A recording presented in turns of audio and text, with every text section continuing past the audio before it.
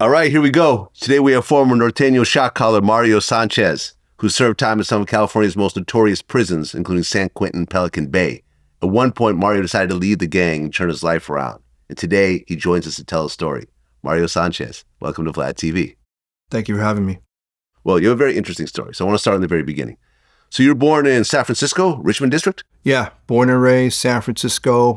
Grew up in the Richmond district, which is on the opposite side of Golden Gate Park. You have the Richmond on one side, the Sunset on the other. So I grew up in the Richmond district neighborhood. Yeah, I'm from the Bay myself. Okay. Yeah, I grew up in San Mateo.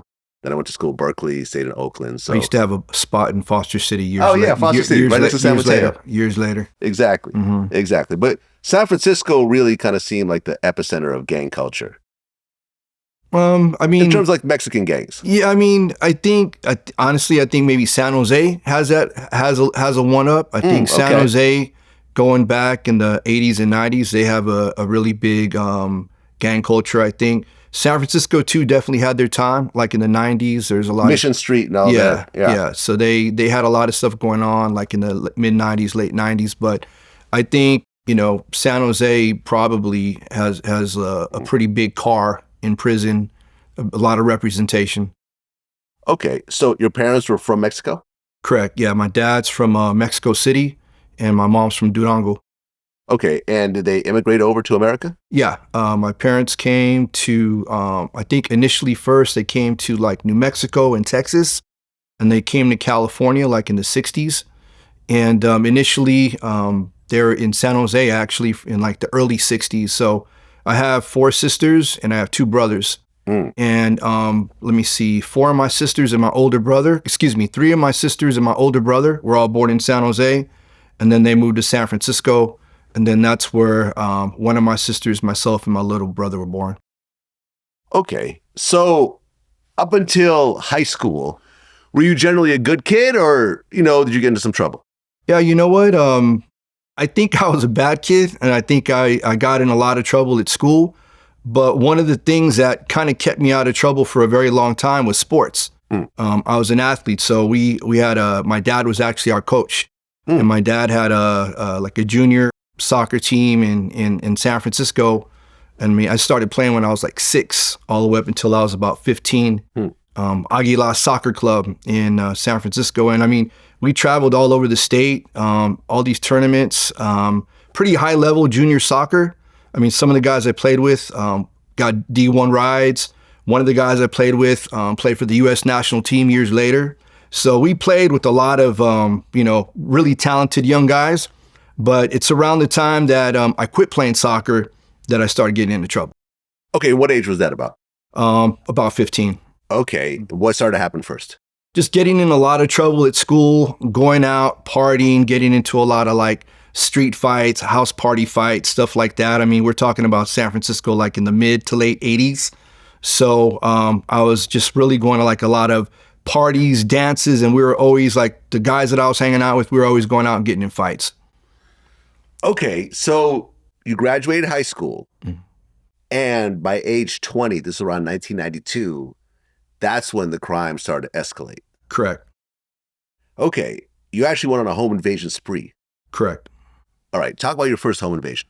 Yeah, so, I I was about 19 years old. It was about June of 92.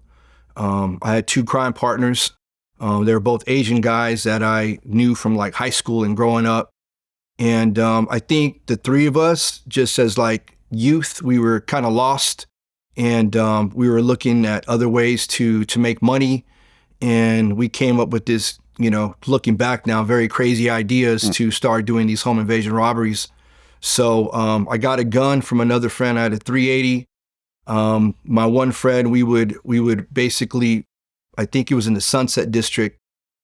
We seen a guy with like his garage open, and we just pulled up on him. He wasn't paying attention to us, and his garage was open, and we crept up on him. My friend crept up on him first because he looks a little bit more unassuming, and pushed him into the garage, closed the door, put the gun on him, took him upstairs.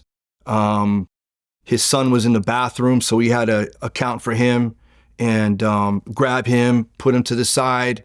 And then my third partner, would basically tie everybody up while my one friend would be ransacking the house, and I would just be watching the guys with the gun on me. Well, I went through a home invasion at one point. It wasn't a robbery, it was over a girl. But, I've told the story before. A guy jumped into the window, attacked me. And I walked out of that room eventually thinking I had killed him. And in my mind, I'm thinking, you just invaded my home or the home I was staying at the time. I don't have any sort of remorse as to what I'm going to do to you at this point. So I'm sure you're realizing that you're going into someone's home. That could be the last thing you ever do.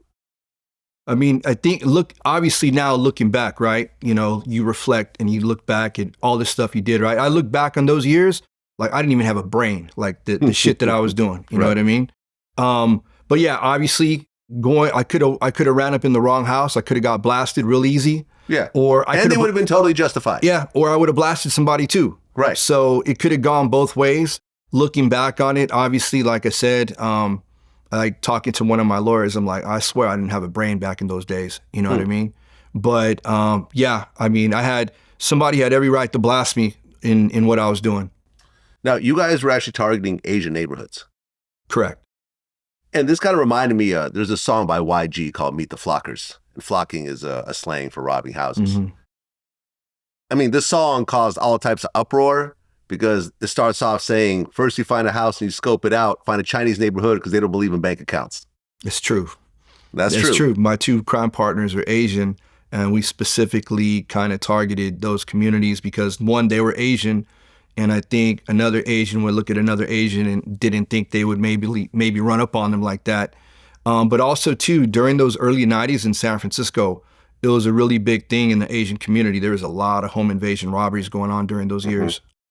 Right. The Joe Boys and the Wah Ching were kind of big gangs. They were, kind of like in the 80s, but in the 90s, like, some new other gangs popped up. They had like the American-born Chinese, and then they had like the Chinese that were actually from China. So a really interesting dynamic amongst them as well.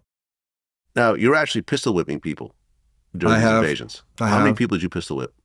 2 or 3. Okay. Describe that. I mean, when you're running up in somebody's house, obviously most people are going to fight back, right? Or at least try to fight back or put up some type of, challenge. So, when you have a gun and you grab somebody with one hand and put them on the ground, and they're probably nervous and they're scared and they're not trying to do what you're telling them to do. You got to get their attention, right? So I did that on a couple of occasions. Okay. Were there any shots fired at any point during these home invasions? Never. Okay. But then there was a final robbery that you did, and things went wrong. Correct. So the last robbery that we did and we got caught, we went up in there and the guy just really put up a struggle. We were in there longer than we wanted to be. And so we're just like, you know what, let's get out of here. At the end of the day, even though I had a gun, I wasn't trying to kill anybody. I wasn't really trying to harm anybody. We were in there doing what we were doing. We were in and out typically in 3 to 5 minutes. But, at the end of the day, I wasn't really trying to kill somebody or anything like that. You know what I mean? I was coherent of that. I mean, up to this point, have you ever shot your gun or gotten shot at? No. Never? No. Okay. So this home invasion goes wrong. You guys run out without grabbing anything. And then behind the scenes, things start to happen, specifically with your dad. Correct. So describe what happens next. Yeah, so the dynamic with my family was kind of screwed up already. My dad was on probation for domestic violence with my mom. So it was already a fractured dynamic. And, I'm young, I'm flashing jewelry and stuff like that to my sister. One of my sisters, she goes back to my dad and she's like, I think Mario's up to stuff. He's doing something. He's not telling me what he's doing. And so my dad, I wasn't even on speaking terms with my dad. He went back and told his probation officer that his son, my son might be, doing things and keep an eye on him. Literally told his probation officer on me because I seen the paperwork years, down the road. I saw the paperwork. And so when we did that last robbery and we came home, my friends dropped me off. I wasn't even inside my house for less than a minute or two before there was a knock on the door. And me not understanding the law correctly at that time, I opened the door. It was a cop. He put the gun on me, put me on the ground, pulled me out the house. And the whole block where I lived on 4th Ave was completely blocked off with like 6, 7 cop cars. Back then they had paddy wagons. And it was just a crazy scene. And that's when we got caught. That's when I got caught. Well, right. They found a gun on you? Yeah. And also addresses of places that you were robbing? Correct. We had like addresses lined up of like stuff we were going to do. Oh, planned robberies. Yeah. Okay. Mm-hmm. Was there addresses of the houses you already robbed? Probably one of the ones that we had just did, but I literally had like a piece of paper in my pocket with like addresses on it.